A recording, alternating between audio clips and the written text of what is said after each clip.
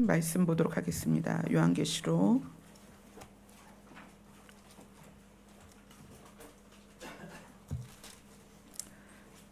2장, 요한계시록 2장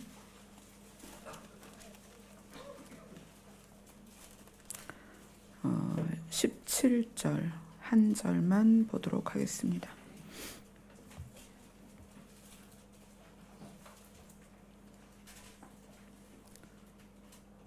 요한계시록 2장 17절입니다. 같이 읽습니다. 시작. 귀 있는 자는 성령이 교회들에게 하시는 말씀을 들을지어다. 이기는 그에게는 내가 감추었던 만나를 주고 또 흰 돌을 줄 터인데 그 돌 위에 새 이름을 기록한 것이 있나니 받는 자 밖에는 그 이름을 알 사람이 없느니라. 아멘. 날이 이제 점점 더워지고 습도가 높아지죠. 제가 지금 목, 금, 토, 일, 3일 수, 목, 금, 토일이네요. 수, 목, 금, 토 4일 동안 밤에 잠을 안 잤어요. 밤에 잠을 못 자고 일정을 치르고 토요일 날 낮에 좀 잠을 잤네요. 금요일 날 철야를 하고 토요일 날 아침 6시에 집을 갔으니까 토요일 날 잠깐 잠을 자고 지금 오늘까지 4일째 밤에 침대에서 잠을 못 잤어요. 이유는 여러 가지 있겠지만 제가 왜 그 말씀을 드리냐면 예배를 드리다가 혹시 너무 졸리다 그러면 그냥 주무세요. 지금 이 시간에 여기 앉아 계신 것만으로도 은혜예요. 주무시고 설교를 못 들은 부분은 유튜브로 들으세요. 제가 아침에 계속 이제 말씀을 묵상하는데 찬미가 같이 잠을 안 잤어요. 그래서 찬미야, 엄마는 예배를 인도하고 설교하니까 졸지를 않아. 너 어떻게 예배 드리냐?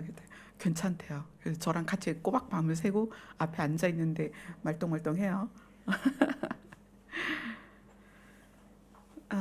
성도의 양식이 무엇인가를 다루면서 오늘이 세 번째 주입니다. 세 번째 주인데 우리가 첫 번째 주, 두 번째 주 쭉 오면서 성도의 양식은 만나이고 만나는 예수 그리스도다. 또 그 만나가 되기 위하여서는 반드시 순종이 필요하다. 이런 부분들을 쭉 나눴습니다.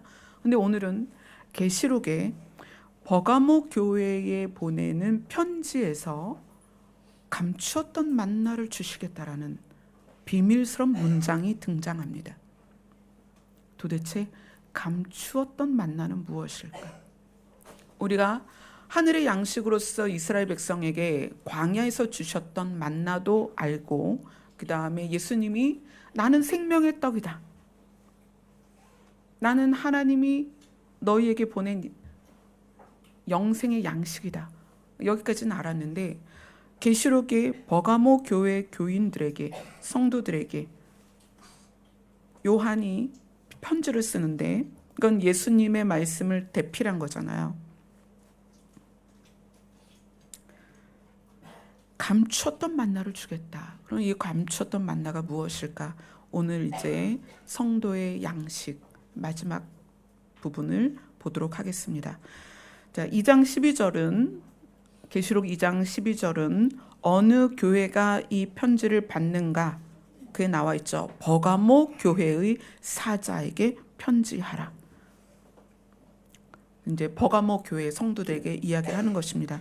자, 그러면 버가모 교회 성도들은 그 지도자들은 그때 상황이 어떠했는가? 요한계시록 2장 13절부터 16절까지 같이 읽도록 하겠습니다. 시작. 내가 어디에 사는지를 내가 아노니 거기는 사탄의 권자가 있는 데라. 내가 내 이름을 굳게 잡아서 내 충성된 증인 안디바가 너희 가운데 곧 사탄이 사는 곳에서 죽임을 당할 때에도 나를 믿는 믿음을 저버리지 아니하였도다. 그러나 내게 두어 가지 책망할 것이 있나니 거기 내게 발람의 교훈을 가르치는 자가 있도다. 발람이 발락을 가르쳐 이스라엘 자손 앞에 걸림돌을 놓아 우상의 재물을 먹게 하였고 또 행음하게 하였느니라. 이와 같이 내게도 니골라당의 교훈을 지키는 자리 있도다. 그러므로 회개하라. 그리하지 아니하면 내가 내게 속히 가서 내 입의 검으로 그들과 싸우리라. 아멘. 이 버가모 교회는 어떤 특징이 있냐면 경제적으로, 의학적으로 굉장히 풍성했던 도시입니다. 그래서 여러분이 그리스 로마 신화 그러면은 대표적인 신을 여러분도 알고 있을 거예요. 제우스 신. 그 제우스 신을 섬기는 사람들이 있어서 제우스 신당이 있었던 곳이 또 버가모고요. 로마 황제를 숭배하는 신당들이 많이 있었습니다. 황제 숭배 사상이 있던 곳입니다. 그리고 여러분이 그 의학적인 어떤 그 내용을 보다 보면은 의학의 아버지 혹시 누군지 아세요? 히포크라테스. 그가 거기에서 교육을 받았고 거기에서 자기의 의술을 베풀었던 곳이 바로 버가모에 있습니다. 그러니까 버가모는 왜 더 우상숭배가 심했냐면 어떻게 보면은 현대적인 감각으로 사람을 치료했던 큰 병원이 있었어요. 근데 그 병원에서 음악 치료, 연극 치료, 또 기본적으로 의술도 시행이 됐지만 심리 치료 막 이런 것들이 이미 그 시절에 그곳에서 이루어졌던 곳이 버가모입니다. 그러니까 이 버가모에 살던 버가모 그 주민들은 우상하고 뗄래야 뗄 수가 없었어요. 모든 곳이 우상으로 가득했던 곳입니다. 그런데 그러한 버가모에서 어떤 사람이 있었냐면 안디바가 있었다. 내 충성된 증인 안디바가 있었다. 그런데 안디바가 어떻게 됐다? 죽임을 당했다. 안디바는 안티파스라는 이름이에요. 그 이름의 뜻이 아버지를 대신할 자. 그러니까 하나님 아버지의 뜻을 거기에서 선포했던, 그 아버지의 뜻을 그곳에서 이루었던, 그래서 그 우상이 많은 곳에서 자기의 믿음을 지켰고 어떻게 되기까지, 순교하기까지 자기의 믿음을 지켰던 곳, 그 안디바가 살았던 곳이 버가모입니다. 그래서 이 버가모의 특징은 엄청난 우상 숭배와 또 반대로 순교를 했던 믿음 있는 사람의 모습이 대비가 돼요. 그런데 그러한 버가모 교회 안에 문제가 있었다는 거예요. 어떤 문제가 있었냐면 두 가지 교훈이 있었다. 두 가지 교훈이 있었다. 하나는 발람의 교훈이다. 여러분이 발람의 교훈은 민수기를 통해서 이미 잘 알고 있을 거예요. 말하는 당나귀 사건. 혹시 기억나세요? 교회 오래 다니셨으면 이미 여러 번 들으셨을 거예요. 말하는 당나귀 사건의 주인공이 발람입니다. 그죠? 이 발람을 우리가 한번 볼까요? 어떤 사람이었나? 민수기 22장입니다.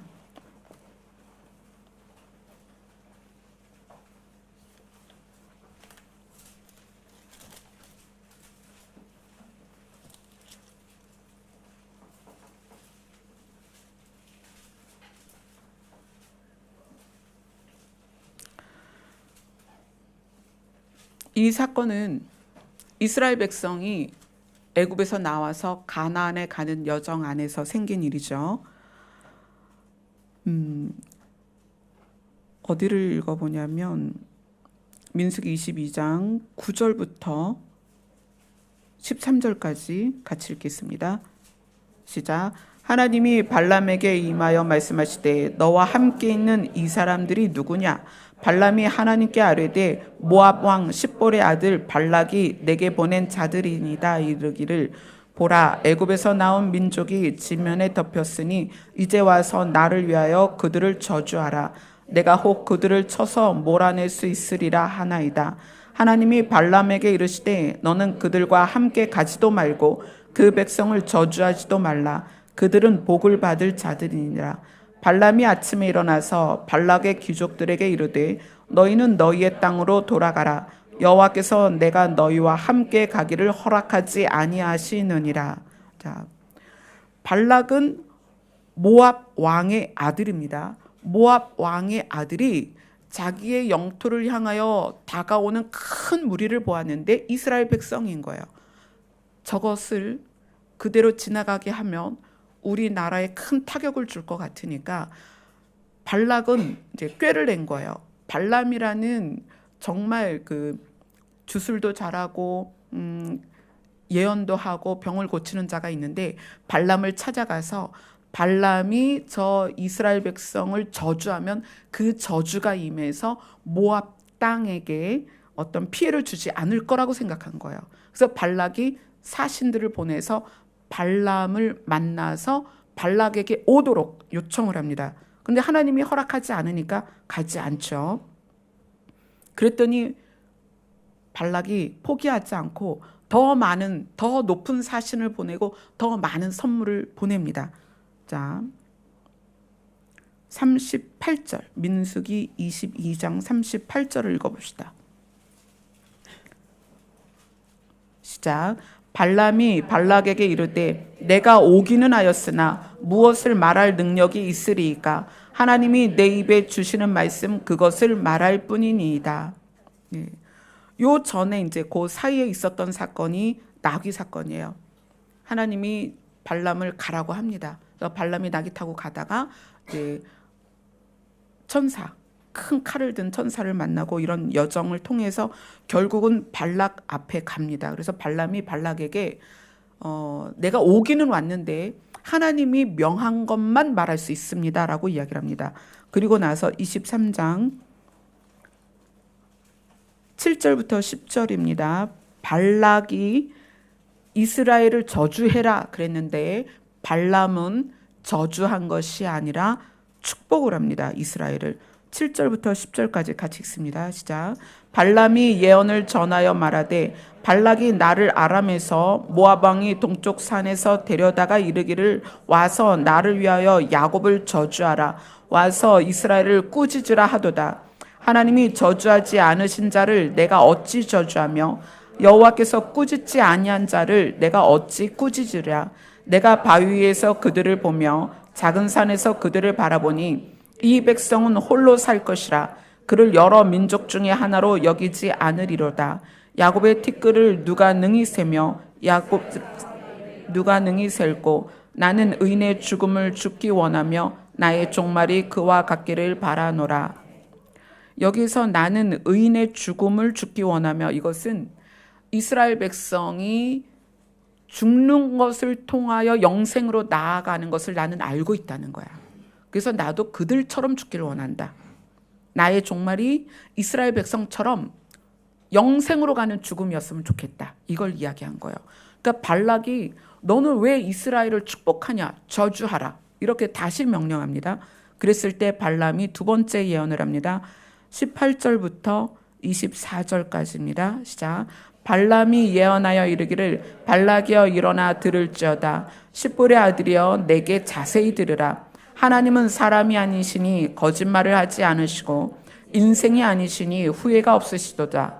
어찌 그 말씀하신 바를 행하지 아니하시며 하신 말씀을 실행하지 않으시랴. 내가 축복할 것을 받았으니 그가 주신 복을 내가 돌이키지 않으리라. 야곱의 허물을 보지 아니하시며 이스라엘의 반역을 보지 아니하시는도다. 여호와 그들의 하나님이 그들과 함께 계시니 왕을 부르는 소리가 그 중에 있도다. 하나님이 그들을 애굽에서 인도하여 내셨으니 그의 힘이 들소와 같도다. 야곱을 해할 점술이 없고 이스라엘을 해할 복술이 없도다. 이때 야곱과 이스라엘에 대하여 논할진대 하나님께서 행하신 일이 어찌 그리 크냐 하리로다. 이 백성이 암사자같이 일어나고 숫사같이 일어나서 움킨 것을 먹으며 죽인 피를 마시기 전에는 눕지 아니하리로다. 발락이 발람에게 제발 그들을 저주해다오. 축복하지 말고 저주해다오. 이렇게 해서 발람이 또다시 세 번째 예언을 합니다. 24장 3절로 9절입니다. 24장 3절로 9절 같이 읽습니다. 시작. 그가 예언을 전하여 말하되 부올의 아들 발람이 말하며 눈을 감던 자가 말하며 하나님의 말씀을 듣는 자 젖는 자의 환상을 보는 자 엎드려 눈을 뜬 자가 말하기를 야곱이여 내 장막이 이스라엘이여 내 거처들이 어찌 그리 아름다운고 그 벌어진 골짜기 같고 강가의 동산 같으며 여호와께서 심으신 침향목들 같고 물가의 백향목들 같도다. 그 물통에서는 물이 넘치겠고 그 씨는 많은 물가에 있으리로다. 그의 왕이 아각보다 높으니 그의 나라가 흥왕하리로다. 하나님이 그를 애굽에서 인도하여 내셨으니 그 힘이 들소와 같도다. 그의 적국을 삼키고 그들의 뼈를 꺾으며 화살로 쏘아 꿰뚫으리로다. 꿇어 앉고 누움이 숫사자와 같고 암사자와도 같으니 일으킬 자 누구랴. 너를 축복하는 자마다 복을 받을 것이요 너를 저주하는 자마다 저주를 받을 것이라. 이 발락은 얼마나 답답하겠어요. 발람을 통해서 이스라엘을 저주하려고 했는데 오히려 계속 복을 비는 거예요. 마지막으로 발람이 마지막 예언을 합니다. 24장 15절부터 17절까지입니다. 마지막 예언입니다. 시작. 예언하여 이르기를 부올의 아들 발람이 말하며 눈을 감았던 자가 말하며 하나님의 말씀을 듣는 자가 말하며 지극히 높으신 자의 지식을 아는 자 젖는 자의 환상을 보는 자 엎드려서 눈을 뜬 자가 말하기를 그를 보아도 이때의 일이 아니며 내가 그를 보아도 가까운 일이 아니로다. 한 별이 야곱에게서 나오며 한 규가 이스라엘에게서 일어나서 모압을 이쪽에서 저쪽까지 쳐서 무찌르고 또 셋의 자식들을 다 멸하리로다. 거기까지요. 여기서 모압은 누구의 나라예요? 발람을 불러들인 발락의 나라입니다. 그리고 이 발람이 지금 누구에 대해서 예언하냐면 야곱에게서 한 별이 나올 것이고 이스라엘에게서 한 규가 나올 것이다. 이게 누구예요? 예수 그리스도예요. 발람은 보은 거예요. 내가 그를 보았는데 이때의 일이 아니다. 내가 그를 보았는데 가까운 일이 아니다. 지금 있을 일이 아니다. 그는 야곱의 별이고 이스라엘의 규다. 발람은 누구냐면 이스라엘을 저주하도록 발락에게 초청받은 사람이지만 하나님이 환상을 보이시고 하나님이 보이신 것을 예언한 자였습니다. 그런데 왜 계시록 2장에서는 버가모 교회를 향하여 너희 중에 발람의 교훈을 따르는 자들이 있다. 이게 잘못됐다는 거예요. 왜 그러는가? 발람은 정말 신실하게 4번이나 이스라엘을 향하여 저주한 게 아니라 축복을 했고요. 마지막에는 이 땅에 오실 예수 그리스도를 실제로 보는, 환상으로 보는 역사가 있었던 발람입니다. 그런데 왜 발람의 교훈을 따르지 말라고 했는가? 베드로 후서를 한번 봅시다.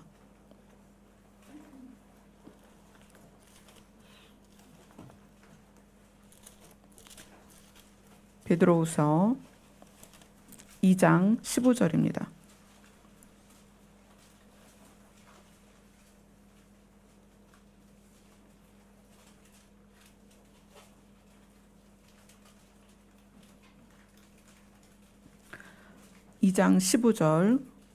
베드로후서 2장 15절 같이 읽습니다. 시작.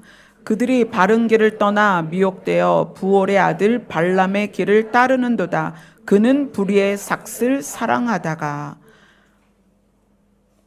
발람의 길을 따르는 자들이 있는데 발람의 길이 무엇이냐? 그는 무엇을 사랑했다?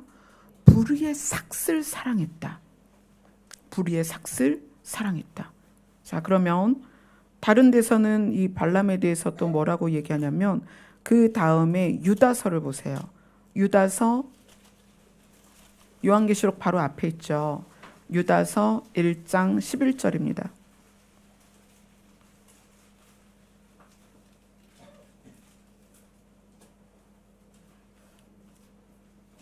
유다서 1장 11절을 같이 읽습니다. 시작.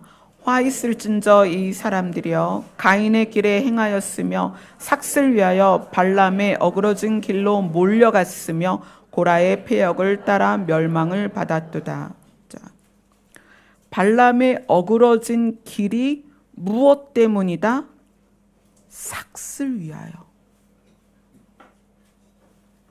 발람이 분명하게 이스라엘을 4번이나 축복하고 오실 예수 그리스도를 보고 예언한 사람이었습니다. 그런데 그에 대하여 후손들이 증언하기를 그는 불의의 삭슬 사랑했다.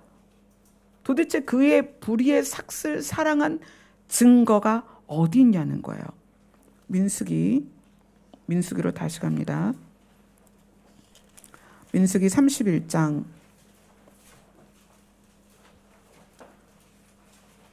14절부터 16절입니다.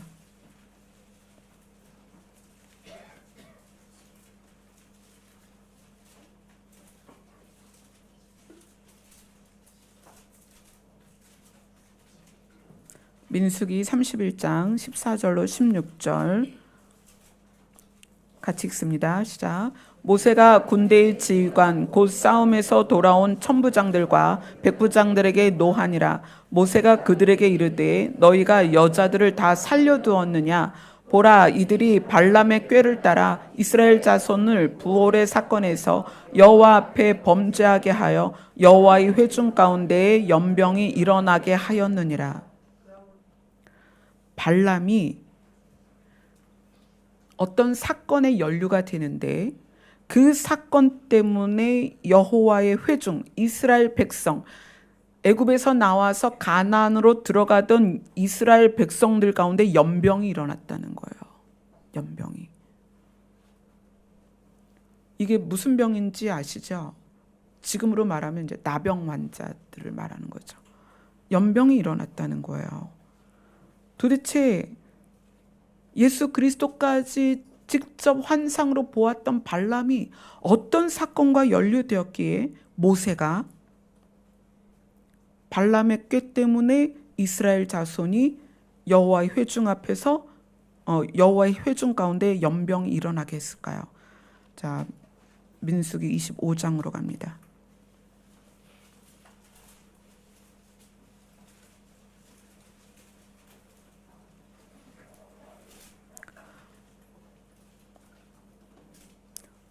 모세는 이것을 부올의 사건이다 이렇게 얘기합니다. 발람의 꾀를 따라 이스라엘 자손을 부올의 사건에서 여호와 앞에 범죄하게 하고 연병이 일어나게 하였다. 이것은 발람의 사건입니다.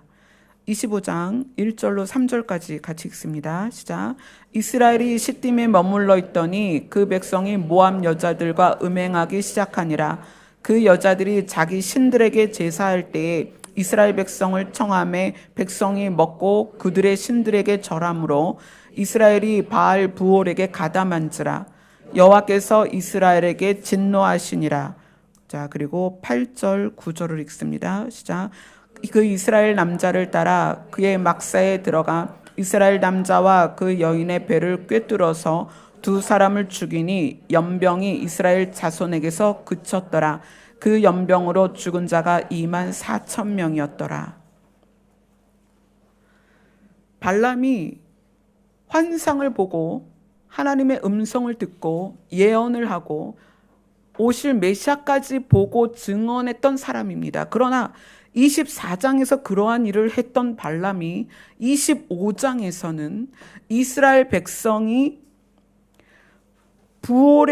바알 부올의 신에게 절하는 모압 여자들과 이스라엘 백성과 행음하게 하고 그 신에게 절하게 하고 그 신에게 절한 음식을 먹게 했다는 거예요. 그게 누구냐면 발람이라는 거예요. 근데 발람이 왜 그렇게 했느냐? 불의의 돈 때문이었다는 거예요. 그 일을 행함으로 돈을 받은 거예요. 그래서 그렇게 신령하게 환상을 보고 오실 메시아까지 봤던 발람이 불의의 삭, 탐심 때문에, 그 돈 때문에 이스라엘 백성이 이방 여인들과 이방 신에게 절하게 하고 그 음식을 먹게 하고 여호와 앞에 큰 죄를 짓게 했다는 거예요. 근데 그 발람의 교훈을 따르는 자들이 어디에 있었다? 버가모 교회 안에 있었다. 그러면 발람의 교훈을 따르는 자들은 뭘 했다는 거예요? 교회도 다니고 이방 신에게도 절하고 이 두 가지를 다 했다는 거예요. 정말 슬픈 일이죠. 그래서 베드로 후서나 유다서나 베드로나 유다가 발람의 교훈에 대해서 성도들에게 이야기하는 거예요. 그 성도들은 예수님을 믿는 성도들 있잖아요. 근데 그들 안에 발람의 교훈을 따라서 이방 신에게도 복을 빌고 예수님도 믿었다. 그럼 결국은 뭐냐면 예수님을 믿은 것이 예수님을 믿는 진짜 믿음이 아니라 이방 신들처럼 자기의 복을 빌기 위한 신 중에 하나였다는 거예요. 예수님이. 이거 가짜 믿음인 거죠. 그래서 발람의 교훈을 따르지 말라는 거예요. 자, 오늘 본문으로 다시 한번 갑니다. 요한계시록 2장 14절에 보면 그러나 내게 두어 가지 책망할 것이 있나니 여기서의 내게는 버가모 교회 지도자죠. 두어 가지 책망할 것이 있나니 거기 내게 발람의 교훈을 지키는 자들이 있도다. 발람이 발락을 가르쳐 이스라엘 자손 앞에 걸림돌을 놓아 우상의 재물을 먹게 하고 또 행음하게 하였느니라. 무엇 때문에? 돈 때문에.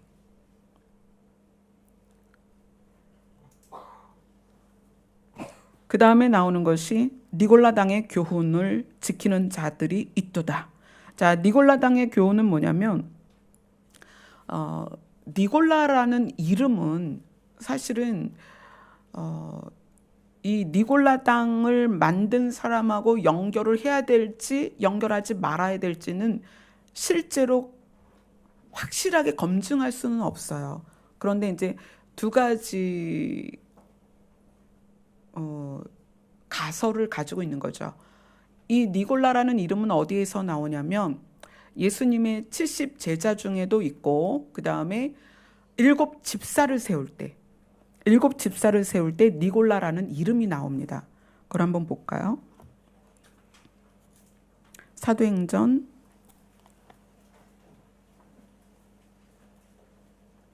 6장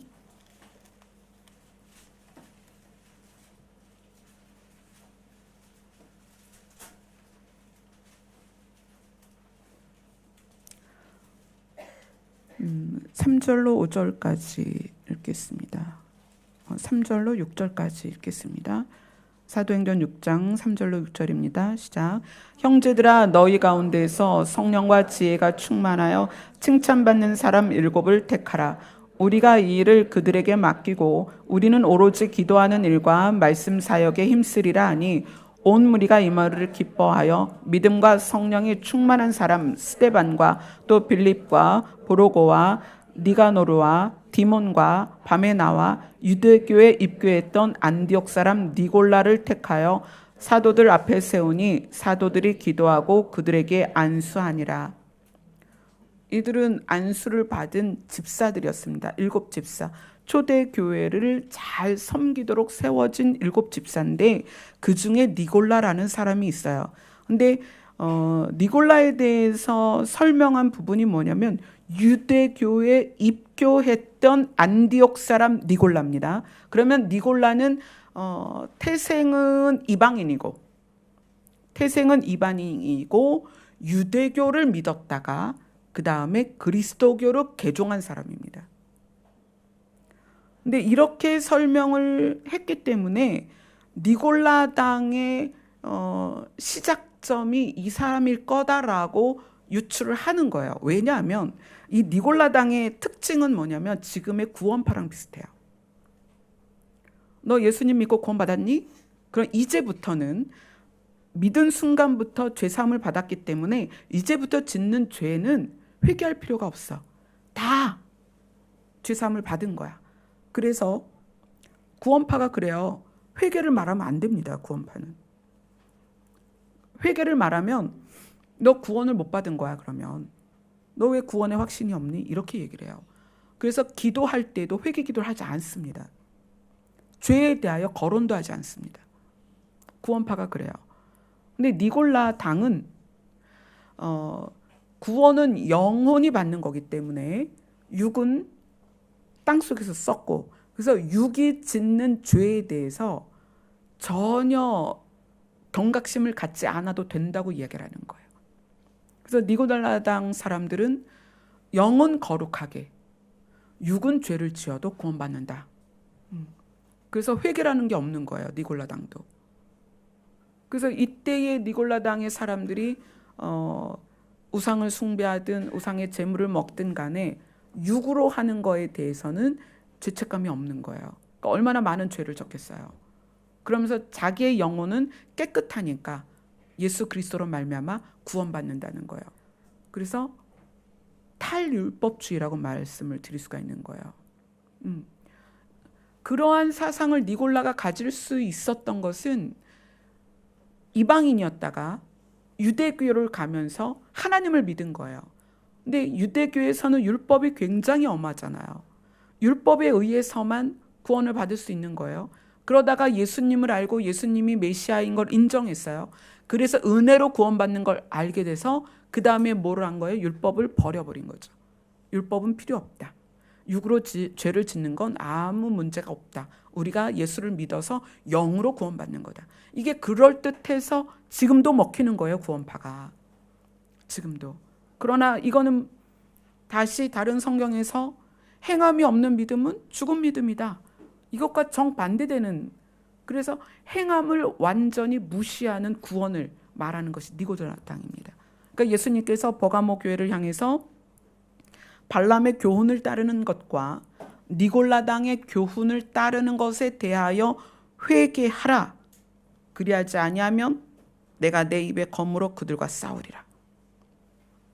자, 이것이 지금 현재 우리 이 세대의 교회들을 그대로 보여주는 거예요. 교회들 안에 있는 성도들이나 사역자나 교회들이 하나님의 영광을 보았고 빛의 비추심을 받았고 은사를 맛보았고 다 눈으로 환상을, 육으로 병 고침의 치유를 받았던 우리 세대들입니다. 다 받았어요. 다 보았습니다. 다 알고 있어요. 그러나 발람처럼 무엇 때문에? 탐심 때문에 문을 열기 시작한 거예요. 탐심 때문에. 교회들이 세속의 문을 열어서 뭐가 들어오기 시작했어요? 우상이 들어오기 시작했어요. 탐심은 우상 숭배니라. 가장 큰 우상이 뭐예요? 사실 교회 다니면서 뭐 밖에다가 물 떠놓고 달에다 빌고 해에다 빌고 그런 사람은 없어요. 우리의 진짜 우상은 자기 자신입니다. 하나님께 집중하고 예수 그리스도에게 집중했던 우리의 집중이 어느 날 탐심에 의해서 자기 자신을 집중하게 된 것, 이것이 가장 큰 우상입니다. 자기에게 집중이 되고 나니까 뭐가 필요해요? 돈이 필요한 거예요. 아름다워지기 위해서도 돈이 필요하고요. 건강해지기 위해서도 돈이 필요하고요. 높이 올라가려고 해도 돈이 필요하고, 나를 행복하게 하는 것, 즐겁게 하는 것, 기쁘게 하는 것, 나를 위로하는 것, 다 무엇이 필요해요? 돈이 필요한 거예요. 발람이 발락의 선물들을 다 거절하고 하나님의 음성을 선포했던 때가 있었습니다. 그러나 그 24장에서 25장으로 넘어갔을 때 이스라엘 백성을 부올의 죄 가운데 빠뜨렸습니다. 무엇 때문에?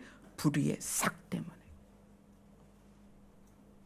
우리는 누구든지 그럴 수 있다는 거예요. 가장 큰 배도가 무엇입니까? 우리의 눈이 하나님을 향하다가 나를 향하는 거예요. 하나님을 기쁘시게 하고 하나님을 만족시켜 드리려고 했던 우리가 어느 날 어느 순간에 나를 기쁘게 하려고 발버둥 치고 있다면 이것이 가장 큰 배도입니다. 발람의 교훈이 그런 거예요. 불의의 삭슬 위해서, 나를 즐겁게 하기 위해서 하나님과 등을 지는 것. 니골라 당은 뭐예요? 육체를 기쁘게 하기 위해서 예수 그리스도의 가르침을 변개시킨 거예요. 죄를 정당화하기 위해서. 니골라는 초대교회의 7 집사에 뽑힐 정도로 신실했던 사람입니다. 그런데 그에게서 예수 그리스도의 복음이 변질되기 시작했다는 거예요. 그래서 오늘 예수님이 버가모 교회에게 말씀하십니다. 회개하라. 이것에서 벗어나라. 여기에서 벗어나야만 무엇을 주시느냐? 감추었던 만나를 줄 것이다. 자, 감추었던 만나를 한번 볼까요? 우리 히브리서 9장으로 갑니다.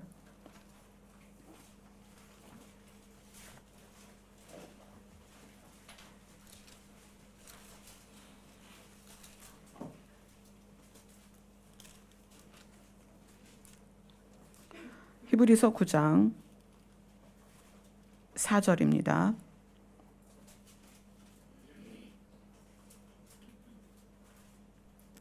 같이 읽습니다. 시작.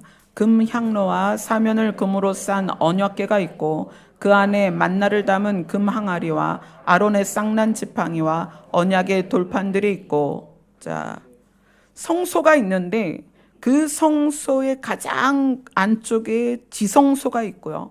그 지성소에는 언약궤가 있었습니다. 근데 그 언약궤 안에 뭐가 있었냐면 만나가 있었다는 거예요. 하나님께서는 이스라엘 백성에게 명령하십니다. 너희들이 광야 40년 동안 너희를 먹여서 살렸던, 그래서 그 만나를 먹음으로 해서 생명나무의 과실을 먹은 것처럼 발이 부르트지 않고 신발이 닳지 않는 재창조의 놀라운 역사를 경험한 그들에게 그 만나를 기념하기 위해서 언약궤 안에 넣어라 그랬습니다. 그리고 그 언약궤 안에 담겨진 만나가 그 이후에 세월이 흐르면서 사라졌어요. 만나를 찾을 수 없었습니다. 나중에 그 언약궤 안에서는 돌판만 발견이 됐어요. 그리고 이제 그 언약궤조차도 역사 안에서 우리가 찾을 수가 없죠. 물론 이스라엘 어디에서 발견했다고 그런 뉴스가 나옵니다만 실제로 언약궤가 공개적으로 드러나 있진 않죠. 그 만나가 어디 갔을까? 우리는 지난주, 지지난주 2번을 통해서 그 만나가 예수 그리스도라는 것을 명확하게 배웠습니다. 요한복음 6장으로 갑니다.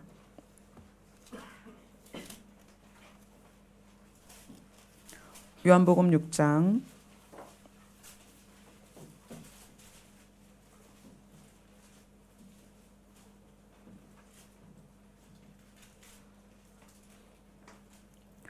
47절부터 51절까지입니다.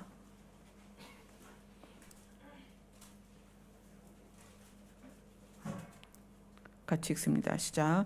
진실로 진실로 너희에게 이르노니 믿는 자는 영생을 가졌나니 내가 곧 생명의 떡이니라. 너희 조상들은 광야에서 만나를 먹었어도 죽었거니와 이는 하늘에서 내려오는 떡이니 사람으로 하여금 먹고 죽지 아니하게 하는 것이니라. 나는 하늘에서 내려온 살아있는 떡이니 사람이 이 떡을 먹으면 영생하리라. 내가 줄 떡은 곧 세상의 생명을 위한 내 살이니라 하시니라. 예수님은 자기 자신이 생명의 떡, 만나라고 지금 말씀하고 계십니다. 그런데 계시록에서는 감추어진 만나를 주시겠다는 거예요. 자, 골로새서로 갑니다.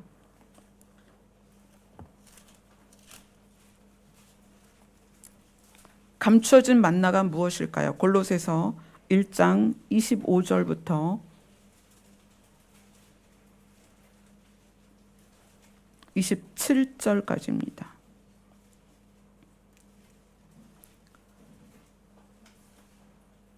같이 읽습니다. 시작. 내가 교회의 일꾼 된 것은 하나님이 너희를 위하여 내게 주신 직분을 따라 하나님의 말씀을 이루려 함이니라. 이 비밀은 만세와 만대로부터 감추어졌던 것인데 이제는 그의 성도들에게 나타났고 하나님이 그들로 하여금 이 비밀의 영광이 이방인 가운데 얼마나 풍성한지를 알게 하려 하심이라. 이 비밀은 너희 안에 계신 그리스도니 곧 영광의 소망이니라. 이 사도 바울이 골로새서를 통해서 예수 그리스도를 뭐라고 얘기하냐면 감추어진 비밀이다. 예수 그리스도는 감추어진 비밀이다. 이렇게 이야기를 합니다. 이 감추어진 비밀인 예수 그리스도에 대해서 자, 골로새서 2장 1절부터 3절까지 같이 있습니다. 그 옆에 있죠. 시작. 내가 너희와 라오디게아에 있는 자들과 물은 내 육신의 얼굴을 보지 못한 자들을 위하여 얼마나 힘쓰는지를 너희가 알기 원하노라. 이는 그들로 마음의 위안을 받고 사랑 안에서 연합하여 확실한 이해의 모든 풍성함과 하나님의 비밀인 그리스도를 깨닫게 하려 함이니 그 안에는 지혜와 지식의 모든 보화가 감추어져 있느니라. 감추었던 만나라는 것은요, 하나님께서 드러내지 않으면 발견할 수 없습니다. 이 감추었던 만나는 예수 그리스도인데 이 예수 그리스도가 이 땅에 초림하였을 때 예수님을 알아본 사람은 많지 않았어요. 기적을 베풀고 죽은 사람을 살리는 것으로 메시아구나라고 했지만 그 믿음을 끝까지 소유하지 못했단 말이에요. 예수님이 십자가에서 죽으실 때까지 많은 사람들이 쫓았지만 예수님이 십자가에서 죽으셨을 때 다 도망갔어요. 예수님의 제자들까지도 다 도망갔어요. 그런데 결국 예수님이 보여야 될 사람들에게 예수님을 보이십니다. 어떻게? 육체를 찢고 무덤을 열어서 그 안에서 예수 그리스도를 꺼내십니다. 생명의 떡인 예수 그리스도를 꺼내고 그를 제자들에게 보이기 시작합니다. 볼 수 있는 사람만 예수님을 알아봤어요. 감추어진 만나는 아무에게나 주는 게 아닙니다. 초림하신 예수는 들판에서도 길거리에서도 회당에서도 누구든지 예수님을 볼 수 있었습니다. 그러나 무덤을 열어서 그 육체를 찢고 그 감춰진 만나를 꺼냈을 때 그 예수 그리스도를 보고 알아본 사람 몇 안 됐다는 거예요. 그리고 그 예수님이 승천하셨죠. 그 감추어진 만나를 보이시는 사건이 있습니다. 자, 계시록을 가볼까요? 계시록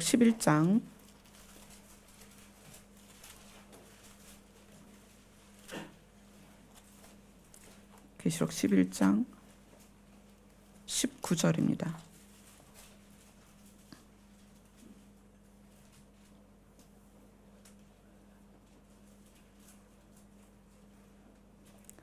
계시록 11장 19절 같이 읽습니다. 시작. 이에 하늘에 있는 하나님의 성전이 열리니 성전 안에 하나님의 언약궤가 보이며 또 번개와 음성들과 우레와 지진과 큰 우박이 있더라. 하나님께서 예수님을 무덤에서 꺼내서 완전히 영생체로 변하신 예수 그리스도를 제자들에게 드러내셨습니다. 비밀리에. 그리고 승천하시는 모습을 또한 제자들에게 보이셨습니다. 그런데 언제냐면 예수님을 믿다가 우리가 휴거될 때 우리는 그 감췄던 만나를 보게 되는 거예요. 자, 지금 이 모습은 하늘에 있는 하나님의 성전이 열리고 성전 안에 하나님의 언약궤가 있는 거예요. 그 언약궤 안에 뭐가 있겠어요? 만나가 있어요. 만나가. 이 감춰진 만나는요, 아무나 보는 것이 아니라 하나님의 하늘 성전에 올라간 사람이 보게 됩니다. 저는 여러분들이 이 땅에서 발람이나 니골라당의 교훈을 따르는 자들이 되어서 나를 위하여 사는 성도가 되지 않기를 소원합니다. 요한은 교회 안에 그것을 따르는 무리들에 대하여 이야기하는 거예요. 돌이켜라. 너희는 그렇게 하지 않으면, 돌이키지 않으면, 회개하지 않으면 다시 오실 예수 그리스도를 너희는 볼 수가 없다. 감춰진 만나라는 것은 하나님의 성전에 있던 예수 그리스도입니다. 때가 되면 하나님의 성전에 있던 예수 그리스도가, 하나님의 보좌 우편에 계셨던 예수 그리스도가 우리 앞에 나타나십니다. 근데 누구에게 나타나시느냐? 발람의 교훈과 니골라당의 교훈을 따르지 않는 자들에게 나타나시는 거예요. 감추어진 만나는 아무에게나 드러내지 않습니다. 감추었다는 것은 반드시 꺼내겠다는 거예요. 감추었다는 것은 반드시 보여줄 거라는 의미를 갖고 있는 거예요. 하나님께서 감췄던 만나를 주신다는 것은 아무에게나 다 공개되는 만나가 아니라 특별한 자들에게만 주는 만나라는 거예요. 그런데 그 특별한 자가 누구냐? 발람의 교훈과 니골라당의 교훈을 따르지 않는 사람이라는 거예요. 근데 지금 우리들의 교회들이, 우리의 삶이 누구를 향하고 있냐는 거예요. 거창하게 발람의 교훈이다, 니골라당의 교훈이다 이렇게 얘기하지만 현실적으로 우리는 그 안에 있을 수 있다는 거예요. 제가 금식을 시작할 땐 40일 철야 끝나고 일주일 후였습니다. 그런데 금식을 명령하시면서 이번 금식은 많이 힘들 거다 그러셨어요. 근데 15일 금식을 하면서 괜찮았거든요. 별로 그렇게 힘이 안 들었어요. 근데 15일 금식이 끝나고 그때부터 급격하게 체력이 떨어지는데 제가 민전도사님한테 그랬어요. 저 병원에 입원했으면 좋겠다고. 정말 뭐 며칠이라도 병원에 입원해서 그냥 누워 있었으면 좋겠다. 그럴 정도로 온 몸이 침체가 되기 시작하는데 그냥 침체가 되는 것이 아니라 마음까지 끌어내리는 거예요. 내가 이렇게 목회를 할 수 있을까? 내가 아픈 아이 둘을 데리고 얼마나 더 목회를 할 수 있을까? 우리 성도들 내가 목회를 할 수 없게 되면 모두 각자 다 갈 곳으로 떠날 텐데 막 별별 상상들이 다 들어오면서 버려질 것 같고 마치 모두가 다 저를 떠날 것 같고 정말 그 깊은 침체 안에서 얼마나 힘들었는지 몰라요. 제가 아이들한테 부탁했어요. 엄마가 지금 너무 힘들어서 그래. 며칠을 지금 금식 끝나고 지난주 금요일 날 끝났으니까 일주일 이제 한 9일 정도 된 거죠. 8, 9일. 그 기간 동안에 너무 많이 힘들었어요. 관계 안에서도 계속 지속적으로 상처를 받고 아무것도 할 수 없겠더라고요. 내가 다음 주에 가서 설교를 할 수 있을까? 금요 철야를 할 수 있을까? 수요일 날 말씀을 전할 수 있을까? 여러분들을 다시 볼 수 있을까? 이것이 양식을 구하러 가야만 했던 이스라엘 백성들의 상태였구나. 기근과 흉년을 맞았던 이스라엘 백성들이 어디를 향해 갔어요? 애굽을 향해 갔어요.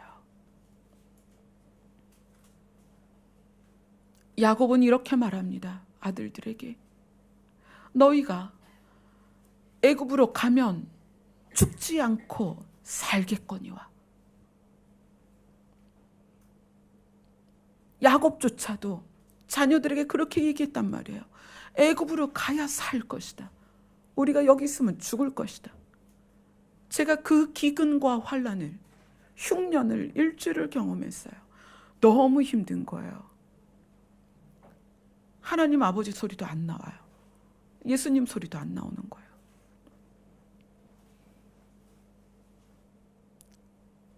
여러분들도 이 흉년과 기근을 만날 수 있습니다. 그럴 때 어떻게 하시겠어요? 이스라엘 백성은 늘 애굽 땅으로 내려갔습니다. 식량을 얻기 위하여 애굽 땅으로 내려갔습니다. 그런데 오늘 예수님께서는 뭐라고 말씀하시냐면 너희가 발람과 니골라당의 교훈을 따르지 말라는 거예요. 너희의 배를 부르게 하기 위해서, 너희가 살기 위해서 세상으로 가지 말라는 거예요. 참아라, 내가 감추었던 만나를 줄 것이다. 하나님 보좌 우편에 있는, 하나님의 성전에 들어있는 그 언약궤가 열리면 거기에 감추었던 만나가 있습니다. 그게 누구예요? 예수 그리스도입니다. 그 예수 그리스도가 우리를 향해서 오실 것이고 우리는 그분을 향해 나아갈 것입니다.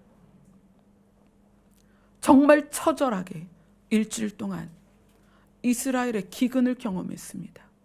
성도의 기근과 성도의 흉년을 경험했습니다. 저는 저 자신이 이렇게 힘들어 본 적이 없었습니다. 왜냐하면 늘 하나님 앞에 서고 주님 앞에 무릎을 꿇어서 그분에게 기름 부음을 받았고 감동을 받았고 말씀을 받았기 때문에 저는 저 자신이 하나님 앞에서 이렇게 힘들 거라는 건 상상을 못했습니다.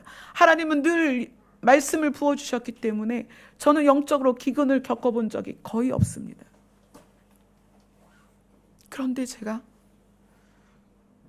일주일 동안 엄청난 기근을 겪은 거예요. 기름 부음도 없고 단절된, 그래서 버려질 것 같고 죽을 것 같고 아무것도 할 수 없을 것 같고 모두가 나를 떠날 것 같고 제 육신은 정말 빗자락을 들 수도 없는 그런 상태였어요. 그런데 우리 모두가 누구든지 그럴 수 있다는 거예요.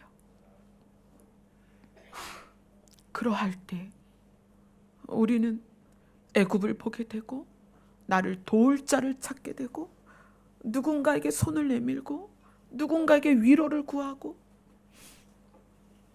우리의 발이 사람을 향하여 물질을 향하여 갈 수 있다는 거예요.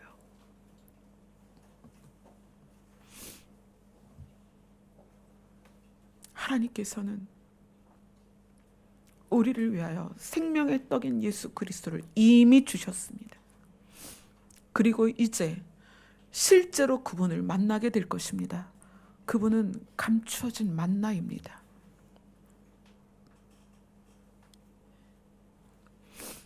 제가 일주일을 잘 견뎌내고 오늘 여러분 앞에 서서 이렇게 말씀을 전하면서 더 깊이 여러분들을 이해하고 더 사랑하게 되었습니다. 성도들이 상담을 오면 어떤 분들은 하나님의 음성을 듣고 싶다. 나도 기름 부음을 받고 싶다. 임재 안에 들어가고 싶다. 그 영광을 맛보고 싶다. 근데 저는 이제까지 늘 그래왔고 그런 상황에 있기 때문에 물론 그렇지 못했던 때가 있었지만 흉년을 잊고 살아 있었어요. 그 성도의 기근을 잊었단 말이에요, 저는. 근데 이 일주일 동안에 몸도 지치고 마음도 지치고 영적으로 다운되면서 성도의 기근과 흉년을 처절하게 경험했어요. 그래서 엘리야가 하나님께 뭐라 그랬어요? 저 이제 더 이상 못하겠습니다. 더 이상 못하겠습니다.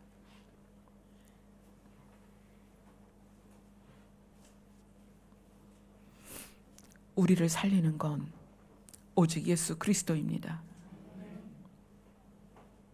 여러분이 육신의 어려움, 마음의 어려움, 생각의 어려움, 어떤 영적인 모든 기근과 삶의 기근을 만났을 때 주님 앞으로 오세요. 예수님만이 우리를 살리십니다. 너무나 쉽게 우리는 우리의 시선을 보이는 것으로 집중할 수 있습니다. 예수님은 약속하셨어요. 회개하면 내가 감췄던 만나를 줄 것이다. 여러분의 마음이, 여러분의 생각이, 여러분의 삶이 예수 그리스도 앞에 집중되도록 오늘부터 그렇게 주의 이름을 부르시기를 소원합니다. 아멘. 기도하겠습니다.